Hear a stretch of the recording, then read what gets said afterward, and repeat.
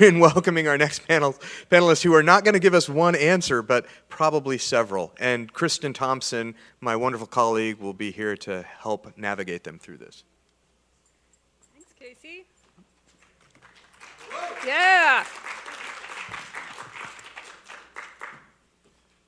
Thank you so much. And Casey's right. We do have a lot of different things to talk about today, and we have an hour. So I wanted to make sure there was time for questions, so I'm actually going to abbreviate the introductions and try and, keep it short. So I was going to actually get right into it and actually start with Jill Sobule. Jill, musician, entrepreneur, songwriter. Many years, and I believe you've had records put out on both major and indie labels and on your own, right? On my own. I've been around the block. Right. And Jill, I think, has a wonderful story to tell because she was one of the first people I knew, besides Marillion, that did some really interesting crowdfunding in about 2006, right? 2007. 2007. Yeah. And I thought we'd start off this panel at the beginning of the story, which is new ways that you can fund a recording project, by having Jill talk a bit about what you learned from that experience of crowdfunding and what other people can learn from your experience. Well, in 2007, there wasn't really anything there. This was pre-Kickstarter, pre-Indiegogo, and I thought, you know what? I'd been on 2 major labels, 2 indie labels that went bankrupt. I don't have any money, so I developed a small but mighty fan base, and so I'm gonna figure out a way that they can help me, but not have them give me money. I'd have to do something in return. So with a friend over a bottle of wine, we figured out jillsnextrecord.com, and it's still up there if you want to look at it, just to see. And my idea was I was going to have different levels of contribution for different gifts and services. So a polished rock to weapons grade plutonium, and polished rock was digital copy for $5, and then all the way to you sing on my record. I had personal themed songs for $500, like Tom Bergeron bought a song for $500, and and all of a sudden the AP picked it up, and all of a sudden CBS Sunday Morning picked it up, and it became this thing that all these people would say, I really don't like your music that much, but I like what you're doing, so I'm giving you $100. And again, it became, I stopped it at 90,000. I thought I'd get 500 from my Aunt Mickey. And I stopped it because also, there was plenty, but Perez Hilton, remember Perez Hilton? I felt so bad. There was a website that said greedy, greedy, greedy. Even though there was, and all these people were criticizing me. So it kind of felt, I don't want anyone criticizing me. But then, a couple months later, there was a couple kids who started a thing called Kickstarter, who talked to me about how I did my thing, and they started a business, but like I said, I did it at a time when no one was being hounded by, emails with dozens of Kickstarters. So I think that was to my benefit. It was new, and ever since then, I've been really scared to do it again. Wow, because I don't want to, but I'm going to start, and I'm going to start. The only things I've done again is do you guys know who John Doe is from X? John and I, it was an excuse to hang out, go on tour. As we said, come and pay for one day in the studio. We're going to do a live record, and so people hung out for 14 hours in the studio. I mean, we had 40 people, and after there was like. They had the best time for 3 hours, and then after getting drum sounds for 4 hours, they realized this isn't really fun. but they were proud that they went in, and so that's the only thing I've done since. But I'm always trying to come up with other things too that don't exchange money. Tell me if you guys think this is a dumb idea. This is little. This is dumb, and then I'll move on. Okay. what us musicians spend so much money on is traveling. So on airplane rides. So yesterday, I thought, wouldn't it be funny if we could have something where I wrote you a theme song and you gave me your miles or upgrades?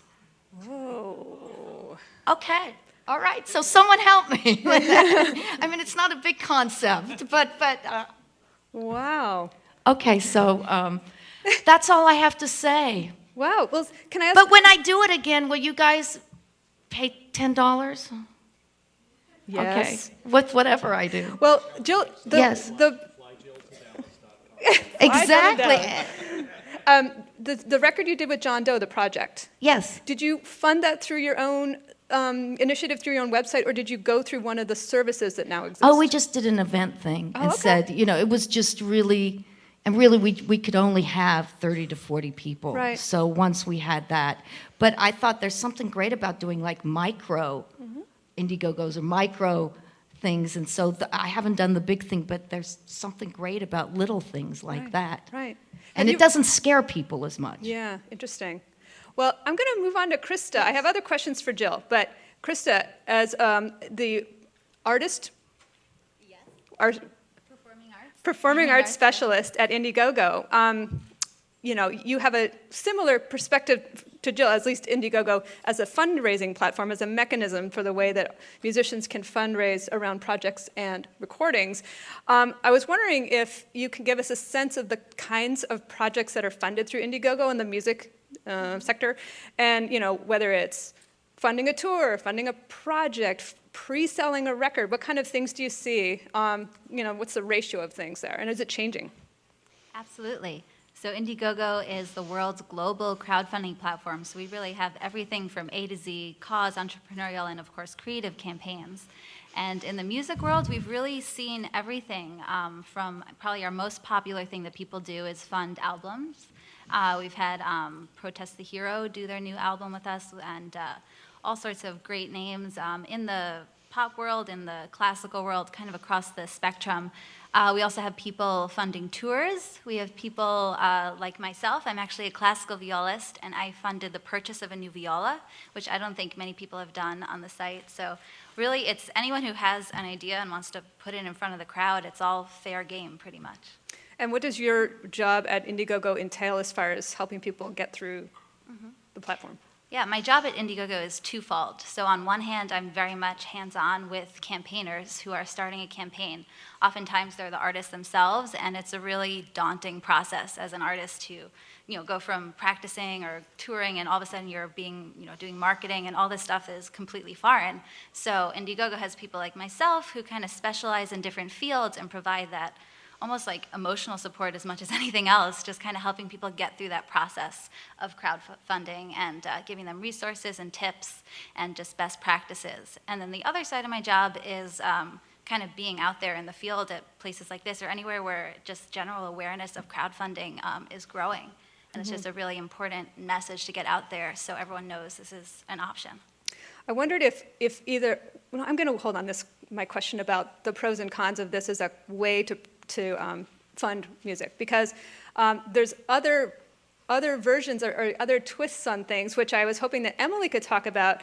Emily is a manager and of a number of artists, and is your title also you know, do you run Readymade Records for Brendan? I do with Brendan. Absolutely. Right. So one of her artists is Brendan Benson, who started a record label called Readymade a couple years ago to release some of his music, and others, right? Other artists? Yeah, I think we've had about 6 releases. So why did Brendan decide to start a label?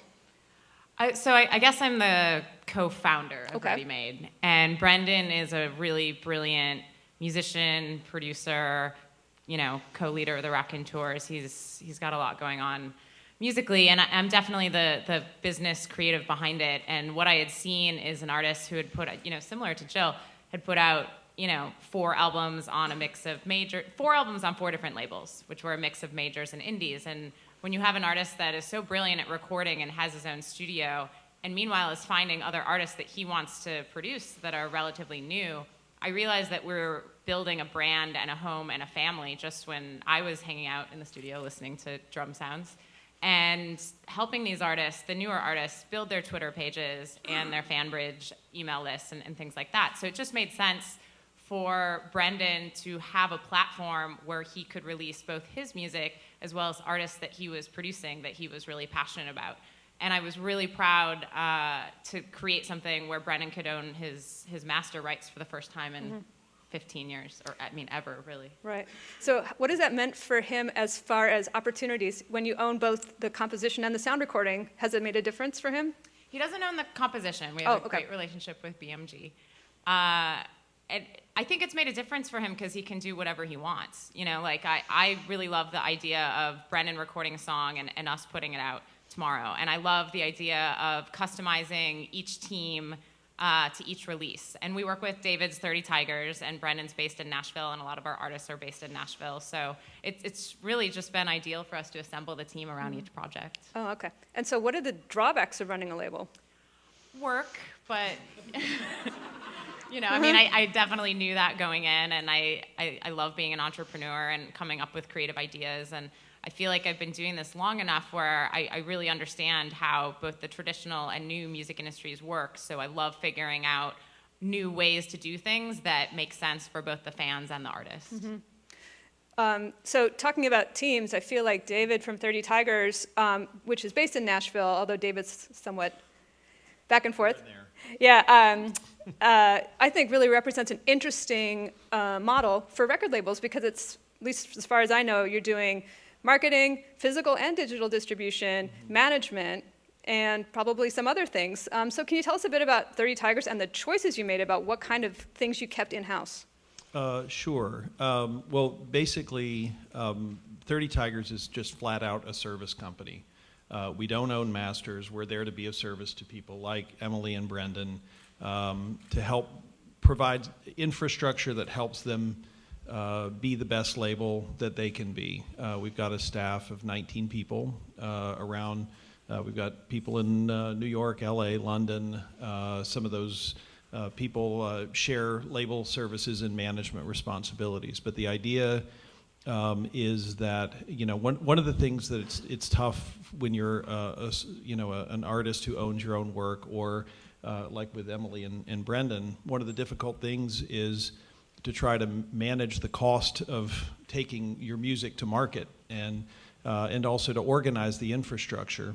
You know, Emily's really great and has a great organizational mind about it, but sometimes artists don't have that kind of organization. Their utility is creating great music, and so so we have a large repository of relationships with service providers of all types, and so we help people put together marketing plans. We put together profit loss estimates so that people can understand the financial life of their projects and have a team to go execute that plan. Of course, you know, we have to have a clear vision on how we can be helpful. I mean, if we don't have a good sense of how the music is going to fit into the marketplace, we're not going to be the right home for it. But quite often, we work with a lot of acts who, previously were on labels. We're now working with Lucinda Williams, Flogging Molly, Modest Yahoo. We're the longtime home for the Avett Brothers. John Fulbright, who's a brand new developing artist who was Grammy nominated on his first albums, and many, many more. We're proud that that 30 Tigers is their home, and what it allows them to do, in addition to keeping ownership, they keep roughly 75% of the revenues that come through distribution. They keep 100% of their film and TV licensing money, 100% of their road sales. So we're working on very thin margins. But if we're cognizant of the risk and our sort of resource allocation, in addition to risk capital, which we do bring to the table, in addition to that, just our time as well, then at the end of the day, it can be a really good business, even if we're working for just 10% of the margin on what comes through distribution.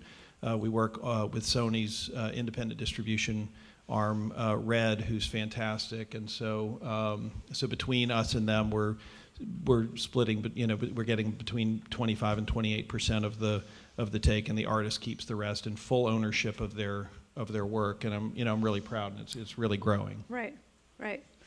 I was going to ask Michael. Michael works at BMI. What's your title there?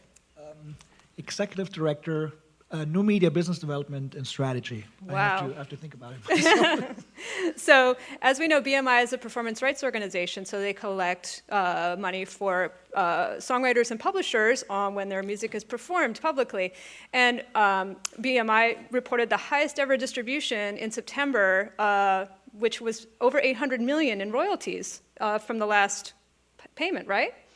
Yeah, that's correct. So BMI will celebrate its 75th birthday next year. So think about that. A music company that's been around for 75 years and is now at the peak, if you will, of its performance, no pun intended. So that's right. So 814 million, I think, is the official number of funds distributed in the last fiscal year. Our fiscal year ends July 30th. So that was fiscal 2013. And that's a 9% increase over last year. And revenues increased by 5%. So that also tells you that we've become more efficient in addition to revenue, bringing in the highest revenue in history. So what are the specific sources of this increase? Is it more performances overall? Is it a global, better collections globally, more platforms? What is it? So most of the, of course I'm biased because I work for New Media, but most of the growth, it's in the numbers, came from New Media in the last year. Essentially, we almost tripled our revenues in the last 3 years. We had a 65% increase to close to $60 million now domestic New Media revenues. So that's one of the growth areas. And within New Media, it's really sort of audio-visual platforms. So the Netflixes of the world, the Hulus of the world, that's really where the growth is there. And overall, I mean, we obviously collect from terrestrial radio, cable television, all these areas grew modestly. General licensing actually was another growth area for us. So it's really about going out aggressively and fighting for the rights. It always sounds like, we're just collecting and it's sort of a passive undertaking. But it's really sort of an aggressive sales effort that goes in every day to sign up new bars, new restaurants, and new venues. So it's aggressive sales, it's organic growth, and some of it is just long-term growth. Right. Is there also, I would imagine that there's more census-style data that you receive, more sort of digital data as opposed to a sample of a radio station for a while. Is that true? Right. So we're pretty adamant about asking our licensees for the most accurate data possible, and we actually distribute on that data. We have a whole department, obviously, that figures out billions of performances and figures out shares and who should get paid and what. We typically pay out on the follow the dollar sort of theory, where it's really not a sample. It's like every dollar that gets in gets distributed based on performances and market share. And of course, it's not a perfect model, and that's why we constantly launch new applications. For example, BMI Live is a crowdsourced reporting tool that allows live musicians to upload their set lists when they're done playing in even small bars and restaurants. Mm-hmm. Right.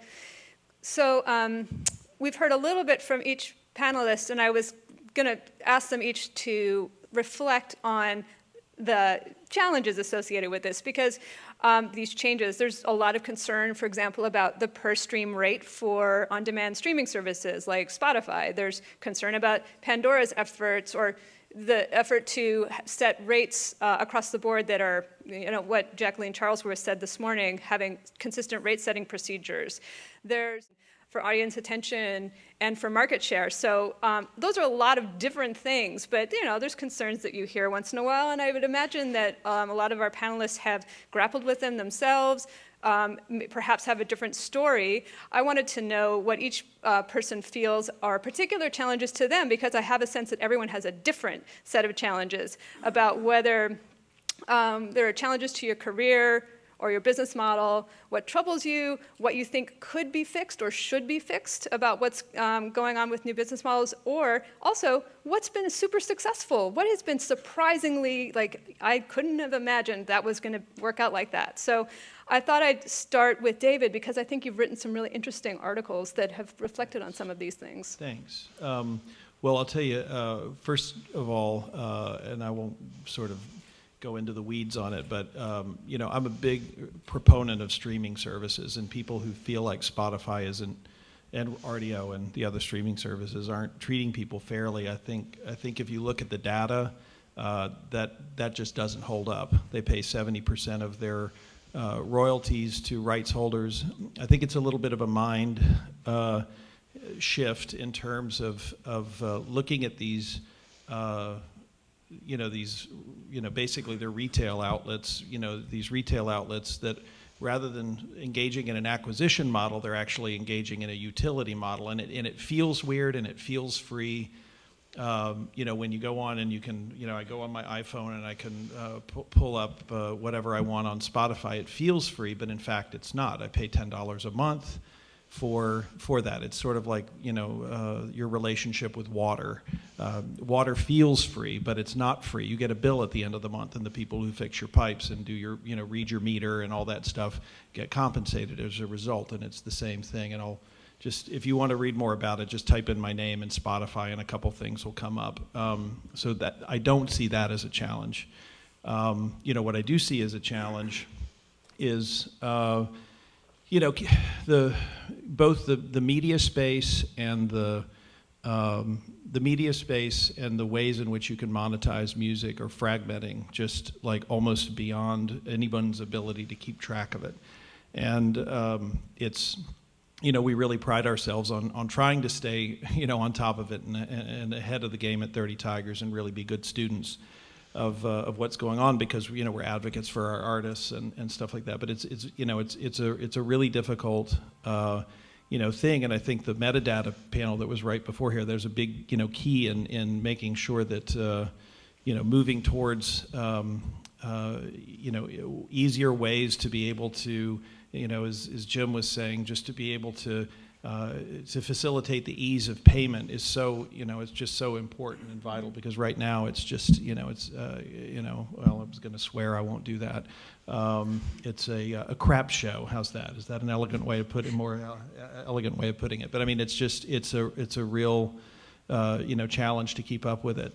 But also, the other challenge, and this is one, where I really feels important too, is just the whole issue of narrative. There is a lot of competition, there is a lot of music, and one of the things that we try to talk to our artists about is to really think through the whole issue of narrative. And I really, for you musicians, or if you work with musicians, to think about that. When Jill was talking about her experiences with the first fan funding thing, there was a narrative built around that whole experience that got people talking. Not only was it a narrative that got people talking in terms of the industry, in terms of CBS Sunday Morning and all that, but also the people that participated in it then had a narrative that they could go out and share with their friends, and it kind of, spread. And sometimes the narrative can be an experience, sometimes the narrative can be, about the music. We just put out Jason Isbell's album, and it's done incredibly well. We're over 60,000 scanned in about 3 months, and it's so, the narrative was so well considered and well executed by his manager Tracy Thomas and his publicist Jim Flamia, that the story about this music and his path to sobriety and falling in love and marrying his wife, the music is so much about that. And people, and when things are flying past, if you can really make people stop and make them feel something, then that's how you build long-term relationships with your fans, and you build a career. There's too much that's too temporary and all that. So that's a challenge too, is trying to be able to sort of help artists think through the whole issue of narrative and get it out there in a very crowded environment. So. Jill, over the past 10 years, has your musical emphasis shifted? And creativity is one thing, but are you making different choices about how you spend your time as an artist? Oh, absolutely. I think part of it is that I'm bored with, the old paradigm of, the artist. You try to get a record deal, you put out a record, you tour, and then you do the whole thing over again. In the last few years, I was at Joe's Pub Trip with a play, trying to get that, worked on some musicals, I think that's the other thing is that I think you have to find other outlets for your creativity. And not just because you have to, because it's good for the soul. I mean, I have no desire in just doing the same thing over and over again. Mm-hmm. So it's been actually pretty wonderful. I have a problem with discipline, so when I work with someone in collaboration and they say, oh, we need a song for this part and you better do it by next week, you know, as opposed to, it's my own record. Well, I could wait until 2040. But you know what? I wanted to ask you one question about the streaming thing, and we're not talking about, you know, everyone always talks about that 1% or, you know, of the stars, you know, the big ones. But I'm talking about like the working class, like, you know, the artist, and it's the streaming and revenue seems such a mystery to me. It almost seems like more honest in the old days when you'd get cocaine under the table to play your record. You know, I mean, there's something, at least you knew what that was. There's something mysterious. No, I'd like to know. Well, I don't think it's a, you know, I don't think it's a, you know, I don't think it's a mystery at all. I mean, Spotify, I mean, we earn last month, you know, pull the numbers, we earned 0.56 cents a stream for every, you know, stream that we had, whether on average, whether it was Brendan Benson or Jason Isbell or whatever. And so, and you know, the number of streams that we, as a company in September was, I think we were at 6.78 million streams. And so we earned $38,000, you know, dollars for that thing, of which, you know, our artists get 75% of. And so when you consider that Spotify, in the grand scheme of things, I mean, Spotify gets streaming, sorry. Sure, yeah. Well, sorry, I RDO. think that Spotify gets a lot of bad press. And I know. I'm very pro streaming also, and we should be, you know, there's Rhapsody. No, it's true. I love, all love to RDO and Rhapsody and everyone else in the streaming thing. Spotify is just sort of a shorthand for that. But yes, streaming services, you know, I mean, they you know, it's, you know, you can't, basically 6.78 million individual transactions, which, by the way, if you wanted to listen to Brendan Benson, you know, next month, you're going to have to pay, you know, again, or at least the, you know, in the utility model, that 0.56 cents is going to come through, and there's no way that 6.78 million transactions would happen. I mean, the number of streams that you wind up getting through streaming services is, you can't compare it to, I think that's the other kind of cognitive thing that's hard to get your head around, is that the number of streams that you get and the number of downloads you get, you can't compare the two. Right. It's a monstrously big number. Macklemore and Ryan Lewis are over 400 million streams on, Spotify. And, you know, and they've grossed, now I don't know what their business relationship is, but, you know, if their math is anything like my math, they've grossed over $2 million. You know, that's a lot of money. And not to mention the fact that Spotify is, you know, at least for us, is between 3 and 4% of the market share. So you still have all these people buying from iTunes, all these people going into Walmart and buying records and everything. You know, I guess my proof, the thing that was final proof to me was in Sweden, where, sorry, Emily, Spotify is 70% of all record business revenues, that the total music business has grown by double digits every year. And so, you know, and that's a great example. Now, people look at their own individual trees and say, and it doesn't feel right and it feels weird, and they say it don't work, you know, it doesn't work. But the fact is, when you take you know, basically Sweden, which is a forest of streaming. I mean, you can see a whole ecosystem there. Revenues have gone up every single year by double digits, and and a lot of independent artists are making a lot of money in Sweden and are very vocal about it and love Spotify. So, you know, so I feel like if you really dig in and you look at the math, it adds up. And what's exciting about it is that streaming is legal And I wish we would have legalized Napster in the 90s. It just took our industry 15 years to create something legal that the audience already wanted. So I think we should actually be applauding streaming services for spending millions and millions of dollars to get rights holders to be able to create a platform like this. But it also goes back to where your rights are. So I don't know if you're seeing money from albums from the 90s. I'll use Brendan as an example. His 1996 album on Virgin is $800,000 unrecouped, even though I think it was recorded on a 4-track. But he sees money every time his new album is streamed on RDO and Spotify and things like that. And that all goes through David and 30 Tigers because he owns his master rights for the first time. So that's some place that artists need to look to when they're saying, you know, Spotify and RDO don't pay artists, they pay rights holders. So, you know, go yell at your label if you're not seeing, you know, what you think you should be seeing. And in the meantime, if that's something that interests you, maybe, you know, think about who, you know, owning your master.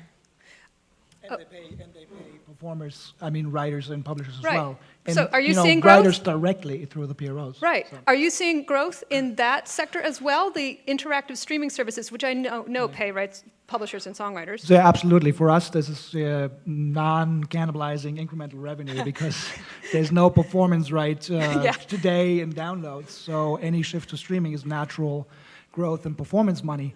But that's what people often don't add. I mean, you know, there's more, like you said, more revenues, more license fees coming to the rights holder than just what the record labels get. I mean, there are writer money, there's performance money, there's publisher money, there is mechanicals coming through HFA and through 115. So there's all this stuff. And I think the jury's still out. Look, I mean, we're looking at, 5 million paying subscribers in the US, and there are 300 million people. So it's still sort of a nascent market if you think about it. Mm-hmm. And anything that cannibalizes piracy, I think we should embrace and not hate. Mm-hmm. I see Tom Silverman up there. Did you have a question? I feel like, yeah. For David, so Sony is your partner for distribution. Right. Sony collects for you from Spotify. Mm-hmm. This 0.56 cents, do you find that to be the same for RDO and for the others as well? Is it pretty standard across the board for each of your streaming services? Rhapsody's a little higher, and RDO for us has been a little lower. Another question. 30% of the revenue that Spotify generates, because you talked before about 70%. Yeah. 60% goes to the recording companies, 10 to the publishers. Yeah. So Sony is the rights holder, not 30 Tigers and not the artist in this situation of their relationship with Spotify. 30% of the revenues that Spotify collects are from advertising. Sony keeps that money, doesn't share it with any of its distributed labels, just so you know. So you and the artists aren't collecting that. Unless you have a special deal, it would be unusual. And they're our distributor. They don't own any rights. Yeah, they don't own anything. But no, but the reason why I think that we're getting that money is because when you get down and look at the micro, like the acts that have been streamed, you know, 1 or 2 times, there's a completely disparate. You'll see some acts that got streamed, you know, 1 time in a month get like point, you know, but 8 all the 3 money, cents, but the and money then others they the get. money point, isn't coming only from streaming. The money's coming from advertising. No, I understand that, but I'm saying, but you see a lot of other acts that get streamed 1 time, and they're getting paid like 0.16 cents, and where that comes from is that Spotify segregate the revenues. They basically the money they you know, they have the stuff that comes through subscriptions, and then they have the stuff that comes through advertising, and so they do that so that the labels have asked them to do that so that they don't have to pay the artists on that money.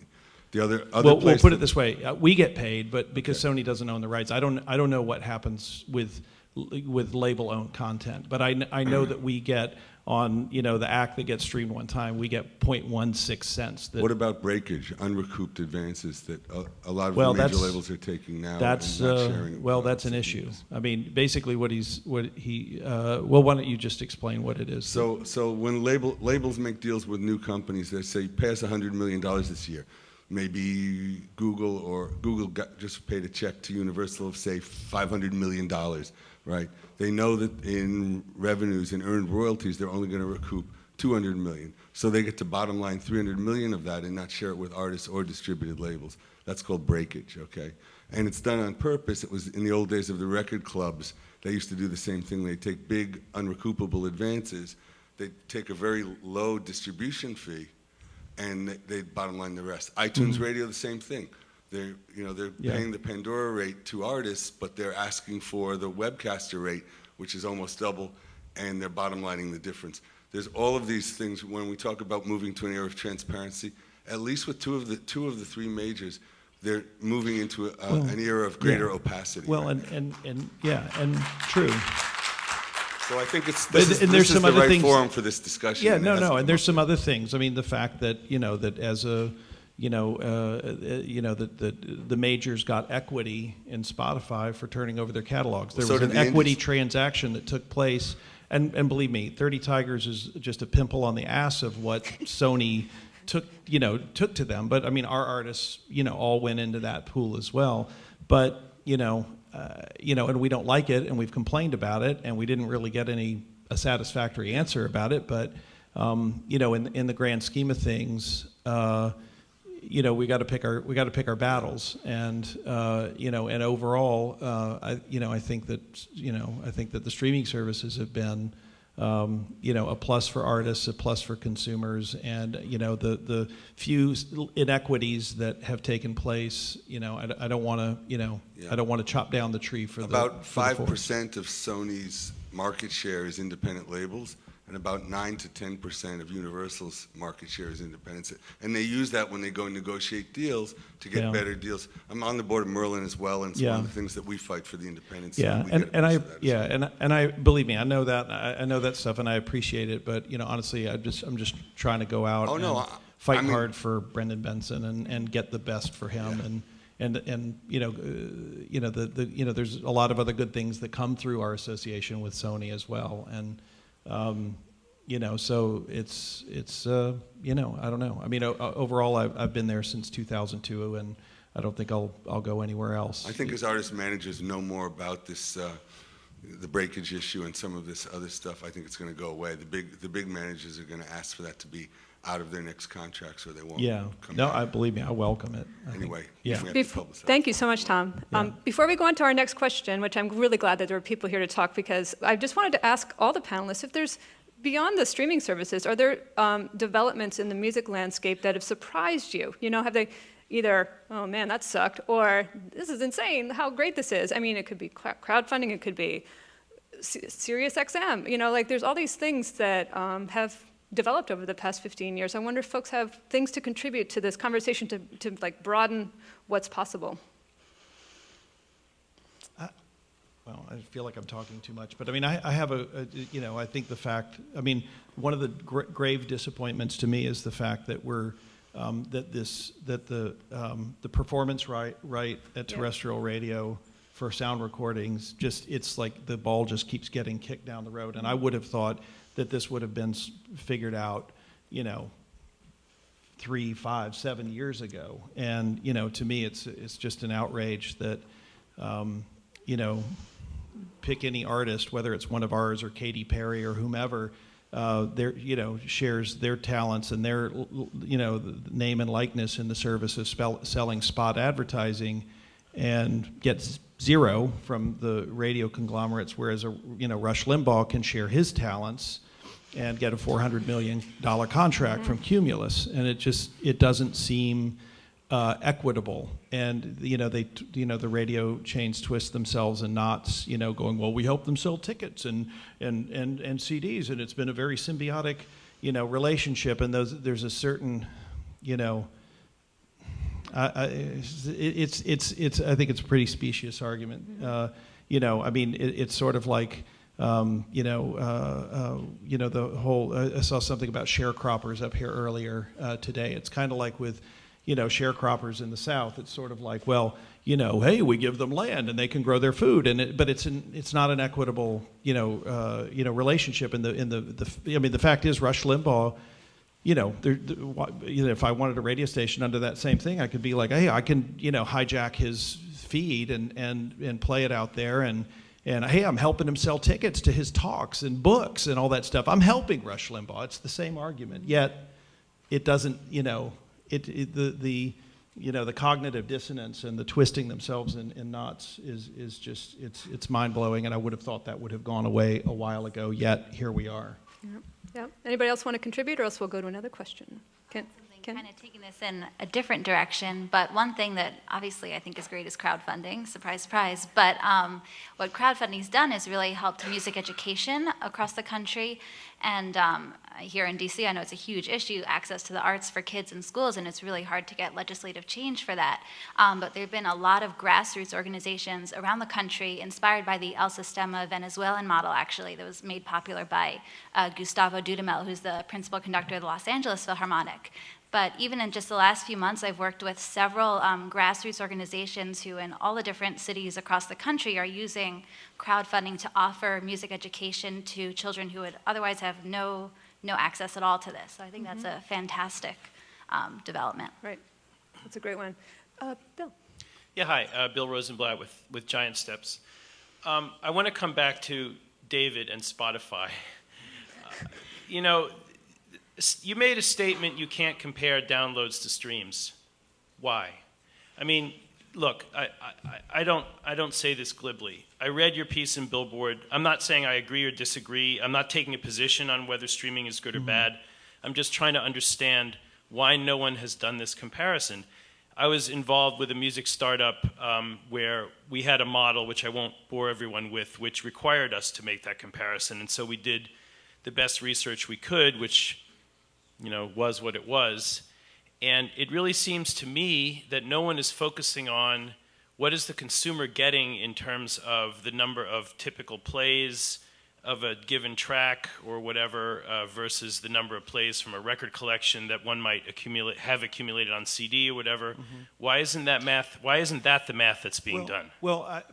Just the math is 140 spins per download, or 140 streams per download. And what I would say to that is that... Where does that come from? Well, if you take half a cent, if you take basically... No, that's not what I mean. I'm talking about the number of... typical plays of a song. Yeah, well, I'd say it's less. I mean, I can look at my own iTunes and tell you it's less, but I will tell you, also, because I think I'm a pretty typical consumer, that there's a lot of music that I would have not listened to at all, I'll give you an example, Jessica Pratt, who I'm crazy about. I encourage everyone to go listen to Jessica Pratt. She's brilliant. And I read a Pitchfork article about Jessica Pratt, and there was a Spotify link on there, and I played it. And I loved it. I guarantee I've played that record hundreds of times. I would have never, if it weren't for streaming, it's very likely that I would not have gone out and purchased that album or Well, again, this is not what I'm talking about. Different from a download. I mean, a download, there's ownership involved, and if we used to sell CDs for $20. Well, I guess you're making it a lot more complicated than what I'm talking about. What I'm talking about is very simply, if you have access to Spotify, Mog, RDO, etc., on-demand streaming services, you can go play whatever song you want, however many times you want it, for as long as you subscribe. Right. How does that compare to the number of times you would play something in your iTunes collection or on CD? That's all I'm talking about. Better compare to the amount of money spent per month on buying music. No, but see that. Don't compare it to that, because that's a separate issue of are these services priced fairly? Is the market treating that fairly compared to a download model? Well, that's a secondary question. I mean, my guess, and put it this way, and that's a really good question, and I don't know. I don't have an answer to it. I can only speak to my own anecdotal consumption. The barrier to consuming music through streaming services for me personally is down. I feel like I listen to a lot more music because it's readily available, and the barrier to consumption is minimal. And so therefore I consume a lot more. Now, once again, what that means in the totality of it, I think, I guess then I go back to Sweden. How does it, when you're in a society where streaming is the vast majority of how people consume music, what has that done to the overall health of the music, business and sales and all that. And what it's done is it's helped. It's gone up, and that's the only thing I know to look at. The alternative is free also. So any revenue we're generating from, I can't stand the phrase new media, but current media and technology is going to benefit artists. So I'm going to actually... Well, I think that's all true. I just feel like you've confirmed my suspicion that this research hasn't been done. Well, there's David I Tuvey. just don't know it. David Tuvey has done some from Washington University. You can check out his blog, Rocknomic, I think. Rockonomic? Rock, R-O-C-K-N-O, like rock, like economics, but rock. But David Tuvey, who has been at prior summits, has done some of these calculations. They're quite vague because, you have to make a lot of assumptions about usage. But yeah, you might check out some of that. But you're right, there is a math, there's a some more examination to be done. Also, isn't it cool that Arcade Fire and Merge are going to get paid every time I listen to their new single over and over and over, which does not happen when I buy the vinyl? So these are all completely different platforms. So I'd like to take a question from over here. Thank you. Hi. Hi. Hi. I'm a business student at Berkeley. It's about Spotify. Sorry. I'm a consumer. I pay my $10 a month for Spotify. And I think as a consumer, as a music consumer, there's a need sort of to educate fans and consumers about, because people are willing to pay for music. They are. And like streaming, and I agree with you guys on that. But I think that many people aren't aware of the facts about like how their favorite artists or their favorite songs are getting revenue. Mm-hmm. So my question was kind of like, do you think if everyone paid their $10 a month instead of, getting it for free, would that make a big difference for artists? Well, fans are becoming much more aware. I mean, those are things we did with the Dresden Dolls very, very early on. When we'd put out music, we would release really compelling packages, that are upwards of $100 or $500, and people do that all the time. But that's why, Jill's campaign was so powerful before Kickstarter was an everyday word in the arts field, because her audience was connecting with her directly, which was a really special and powerful thing. Mm-hmm. Yeah, definitely. But some people don't really know about, or they do crowdfunding for a specific artist, but then there's some artists that you don't really know that much about, but you like to stream them. And I'm thinking that many people don't know. There should be some kind of like initiative to educate people as fans and consumers, not us here, about, more about the fair trade, the whole music fair trade. It's not just crowdfunding, though. I mean, we try to educate our fans as much as possible and, make it very clear that when you buy music directly from Brennan Benson's store, that benefits him the most. And we also know who you are, which is really exciting. And I know iTunes isn't psyched when we do that, and we're undercutting their prices and things like that, but that's something I'm very mindful about when I'm putting a release out. That's great. Do you think it's like a job that each artist has to do? Or can there be some kind of like advertising? It's like our job. Kind of, yeah. Brennan's not thinking about that. All right. By the way, Crista, I'm from Venezuela, and I love Gustavo Dudamel. And I think he's doing a great job. Thank you. We have a question over here. I should disclose, first of all, I work for Sony Music, and I wanted to make the point to Tom. I spend my day, I work in the copyright department and deal with licensing of compositions and so forth. And Sony actually does share in breakage with the artists and with the music publishers. What happens, with the music publishers after it goes out our door, who knows? But I know that we do. We've always been sharing. No. And this is part of the problem. And it goes back to the conversation that happened before around data. There's a delay. You have to understand that, we're dealing with hundreds of thousands of compositions and databases that have swapped from company to company to company. We do individual share licensing, which is a pain. I mean, we have a department of 40 people that's all we do all day is research compositions, find what the splits are, pay, do these, digital deal negotiations where we have different DSPs delivering sales reporting in 100 different ways. So just because we get something from Apple, the file looks completely different than from what's coming from YouTube. And we have to find ways to consolidate that data to actually push it out the door. So, You know, you may be saying like Sony's not paying. Well, so why doesn't Sony get behind something like DDEX and Sony, like actually, we are. that, No. We are. I mean, Okay. in terms of like the copyright area, and I can only speak in terms of what we're doing Okay. with compositions, we've actually developed a copyright system specifically to address some of these issues. That's a very robust system. And we're working with the other record labels. The problem is everybody wants to be sort of proprietary, and nobody wants to make the investment in coming to a platform that is uniform. I mean, I don't know. I feel like with the, there's basically three major publishers. Yeah. If all the majors got behind one protocol, I mean, the internet didn't become the internet until everybody got together and agreed on an HTML protocol. It's the same thing, and I just lose patience with the thing like, oh, well, it's just, I mean, people need to sort of get together, and I think it has to happen from the top down. Right. No, I absolutely agree, and I know that there are lots of conversations happening about that. I mean, there's sort of two pieces of the problem, too. I mean, you have one instance where you're looking at recordings going forward, which it's very easy to kind of come to a base agreement of what the data strategies are and the data models, but then you're looking at the entire back catalog of what everybody is trying to mold into those formats. So, I mean, I'm also an independent musician, and I realize I work for a corporation that, there's pros and cons in this, and I'm not, falling on either side. I just know that, Sony as an organization, we do try, particularly in my realm, to make sure that we're paying artists and publishers fairly, as opposed to what some people may think. Yeah. So. Cool. Thanks. Let's take a question over here. Hi there. Quick question for Crista on crowdfunding. How quickly do you see crowdfunding growing specifically in the music sector, and what do you think is the biggest impediment toward its future growth?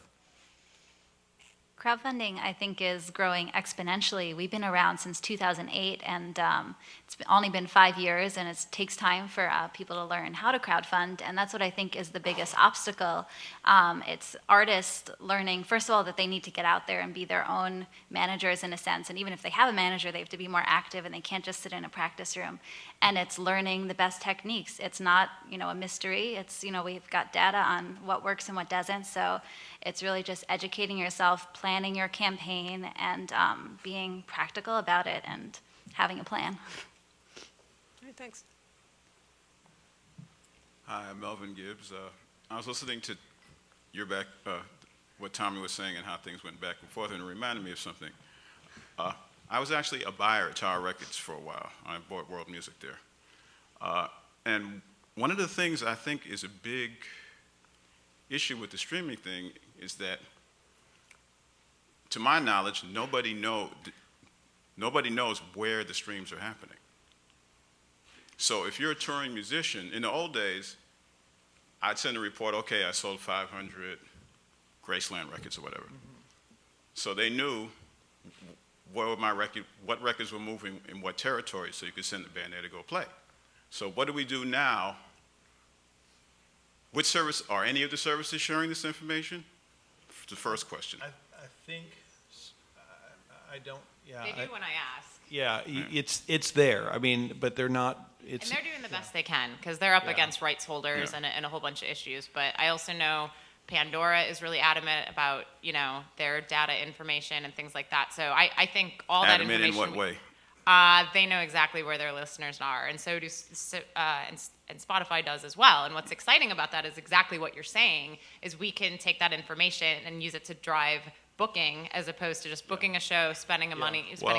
I can tell you, I didn't see any breakdown of anything in my Spotify statement. Yeah, we'll put it this way, and the reason why I know Spotify knows where I am is because they have a relationship with IndieKick, and when I'm at home in San Diego, I get concert.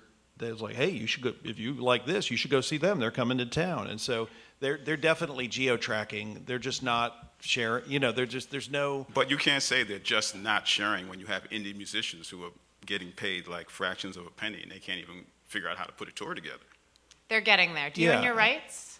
Do you own your rights? Of course I do. Awesome. Okay. They're trying, and if you ask them, they'll give it to you. Yeah, and definitely, I mean, I feel like...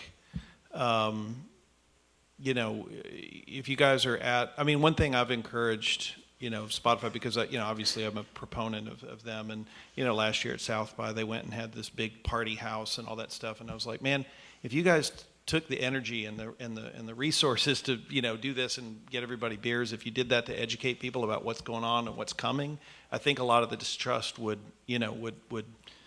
if not completely go away, I think that it would, I mean, people would have more understanding. I mean, one thing about Sound Exchange that I love is they show up everywhere all the time telling people how they can engage with Sound Exchange and get paid. And so what I would say is, I mean, my experience with Spotify has been positive, and with RDO and with Rhapsody, and I feel like they're good value. I would encourage you to engage and reach out to folks through your distribution channel and engage in a conversation. And what about iTunes? Do you get the? No. Well, okay, and that's the biggest. No, one. iTunes. No, we do get. And that's the biggest one. So. No, but iTunes. No, you definitely get geo. I mean, all that shows Can up you on. send it to me? Yeah, all that shows. That's what shows up in the DMA reports. Oh, but okay. So I see what Yeah. you're saying with regard to SoundScan. But Right. I guess what drives me crazy is I don't have access to the customer. Yes, so that's why for me, when everybody says it's but getting it's- paid but- better than free, if I know where the person is and I give it to them for free, that's But better you're not giving for me than it. getting But paid. you're not giving it to them for free. You should be getting paid. Yeah. And also, when you were at Tower Records, you didn't share credit card information from your customers that came in and bought things. You didn't share that credit card information with people outside of that. It's a private relationship between consumers. So but I think trust me. I think if you go and you engage. I'm sorry, it's not a question. Trust. I mean, if this whole thing. The woman before you said that the artist is supposed to be the manager, they're supposed to know then we have to do all 5 of these jobs. And we're supposed to trust that we're going to get the info we need to do them. I mean, that's kind of not really... which is kind of why we're doing what we're doing, because it's difficult if you're a sole practitioner out there to do it yourself and to get all the answers that you need. It's near impossible, but you just got to fight the best fight. But but the thing is, you're involved in stuff. I heard you speak earlier. You're out there, you're doing stuff. Yeah, well, this is why I'm saying this, because I'm out there and I'm and it's because I worked retail. You know, I know a lot of things that a lot of other artists don't know, and I'm seeing things that I'm hearing a lot of things that don't really add up properly. Like what?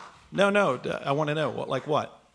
Like if you're asking someone to wait for some information, when the song is out and the song is hot, that's when it's hot. It's not hot at the point when you're getting your royalty statement. That information's still there, though. David really hit it on the head when it comes to privacy and consumer rights, too. I mean, I'm the most open source person ever, but it is something we really need to be mindful of. Yeah, and put it this way, and I think that I do feel like it's getting there. I don't have the answer on that specific instance about Spotify, but certainly iTunes, all that information's there.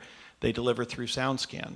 So if something's breaking, and in iTunes is this big and Spotify is this big right now. I mean, I think that is going to change perhaps, but information about what's breaking in markets is available through SoundScan. Thank you. Okay, go ahead. One small thing to add to that is, I don't know if this is on, but with crowdfunding, one of the greatest things, obviously you get funds and you get access to your fans and all that, but the third most important thing is that you get a dashboard, so you see exactly where the money's coming from, demographic information. At Indiegogo, we just worked with Google Analytics. You've got this whole suite of charts you can come up with, so you get instant information, which is just as good as money sometimes. That's great. All right, here we go. For Chris, a quick question. If you could just comment on artist accountability with crowdfunding sources and basically, once they have the money, how do we ensure that they follow through on the promises and use the funds as they said? Absolutely. Yeah, so crowdfunding is a direct relationship between the campaign owner and the contributor. So first of all, we advise contributors to really do their research and make sure they're contributing to a campaign that they think can deliver. And then on the flip side of that, you've got the artist. And the artist, first of all, needs to do some careful thinking about what they're offering as perks. You don't want to offer things that you can't deliver on, or you don't want to offer a $25 t-shirt perk and it costs you $20 to make the t-shirt and $6 to ship it, and then you're in the red $1. So you have to really be smart about planning, and when you're going live with a crowdfunding campaign on Indiegogo, you're putting out your good faith as an artist, and you have to really be ready to deliver on that. So yeah, planning well and knowing what you're offering is key. And as a contributor, knowing what you're contributing to is also key. That's on us. You know, that's on artists and representatives. And when an artist is doing it without a manager, you know, it definitely is going to affect their credibility. So, you know, that would allow them to not do crowdfunding again. And I also want to touch on the person that commented on how prevalent is crowdfunding in the music space. It is dominant. I mean, it's growing every day, and we're about to launch a crowdfunding company called DreamFuel that specializes in athletes. And even some of the most intelligent, connected athletes I've ever met with had never even heard of Kickstarter. So what's really exciting about crowdfunding with regard to the music industry, and this is the case for kind of the new music industry in general, is we're really leading the charge for other fields, be it sports and comedy and kind of the other areas my company deals in. I feel very lucky to be our music partner and be able to come to things like this and, you know, hear all these different ideas, because believe it or not, the music industry is actually leading the charge. Right. And I just want to say, you don't have to give me money, just your miles. Just a reminder. But, you know, but everybody... What's your preferred airline? I came here on U.S. Scareways. And not. So we'll take one last question. How's it going, everyone? This question's for the panel, but also specifically for Indiegogo. You know, what is Indiegogo doing to take advantage of local? Crowdfunding has been a valuable model for musicians, but I feel there's only so much money people can give to all these bands that are out there asking for donations for their albums. I'm happy to do that. You know, but I think there's a movement that people are not paying much attention to, and that movement is cultural locavorism. So how can you take advantage of leveraging local businesses, local nonprofits, venues, arts organizations, as an alternate platform to foster a sustainable business model for artists? Is there a way to incorporate crowdfunding model that takes advantage of these multiple community stakeholders as well? I think I understand the question. I would say we've had some amazing campaigners who have done a great job in connecting with the community. If they're a local artist, they'll connect with the local, you know, town center or different groups in the community and kind of cross-promote each other. We've had really great success with that on Indiegogo. Is that what you were asking?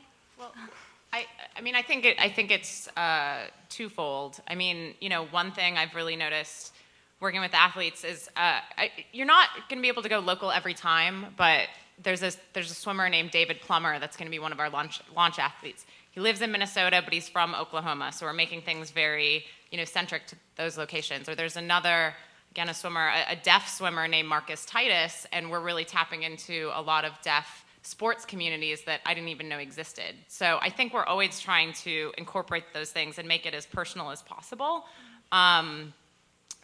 But I don't know if you can do it every time. I think it's kind of specific to the campaign. And with regard to it being oversaturated in music, then it's kind of up to the artist and the creative business person to do something different. Like what I love about Kim Bookbinder is I think she's done like 20 or 25 different Kickstarters. They haven't been all to raise for an album. I think one was for a coloring book, you know, so there's all these different projects. And kind of what I've heard through my friends at these great crowdfunding companies is, you know, Benji from Pledge was told by a fan that the experience of buying albums was ruined because of Pledge, because he had such a great time contributing to Juliana Hatfield's campaign, you know? So I think it's creating a really special thing, and then it's up to us to fund for things kind of, you know, beyond the album. And it's not just raising $10,000 or $90,000 or whatever. Again, it's creating that direct line with the fans, and that's something that we're seeing with athletes who are kind of like musicians, where they spend tons of time on their craft, but don't necessarily know how to tap into their community and have like kind of natural marketing brains. So that's something that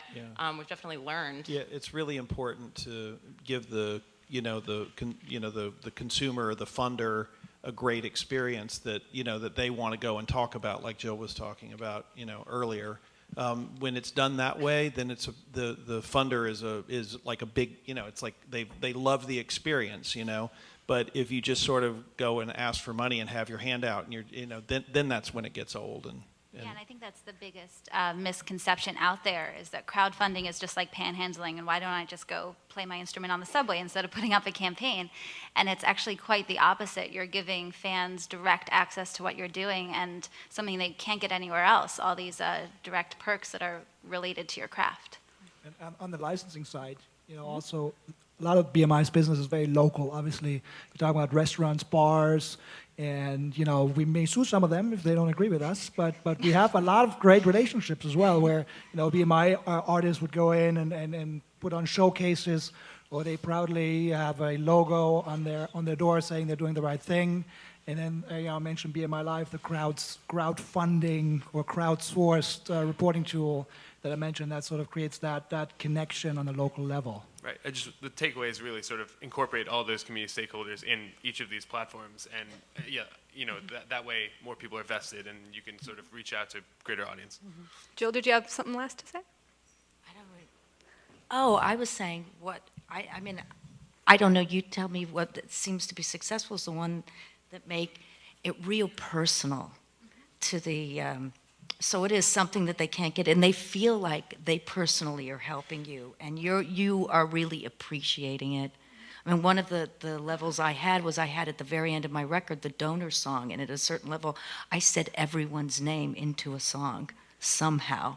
And people take a lot of pride in making an artist's dreams possible, and we're all heavily involved in the arts, but a lot of people aren't, and they crave that contact with something creative, and crowdfunding and doing an Indiegogo campaign helps you give people that opportunity to be a part of the process, which is super valuable. Well, that's a great way to finish. We realize that relationships are super important to the long-term careers for artists. So we're at the end of our time. I'd like to have you join me in thanking our panelists for being part of this today.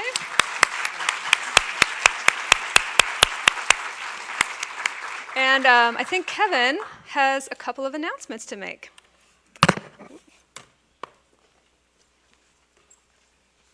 Well, thank you for joining us today at the first day of the Future of Music Summit 2013. A big thank you as well to all of our live webcast attendees who have been tuning in from across the globe. I want to let all of you in the room know that you are invited to join us at Epicurean and Company Restaurant right here on campus. It's just 3 minutes away walking. Our sponsor, MailChimp, has provided an open bar and light snacks for you to enjoy, so you may carry your conversations and networking over to the restaurant. I think we're already getting excited about that, aren't we? If you're not joining us for tomorrow's programming, please take a moment to fill out the event evaluation and let us know what you thought about this year's summit. They are located back at the registration tables. Your feedback is very valuable to us and helps us guide our programming for future events. Also want to let you know that there are still some tickets available for the Jail Guitar Doors benefit concert at the Hamilton this evening. Doors for that are at 9 p.m. now, so you can check out. We've been tweeting the link out all day if you need to get some tickets for that, and I think there should be some available at the door as well. We'll start programming again tomorrow morning at 10 a.m. right here in this auditorium. Thank you.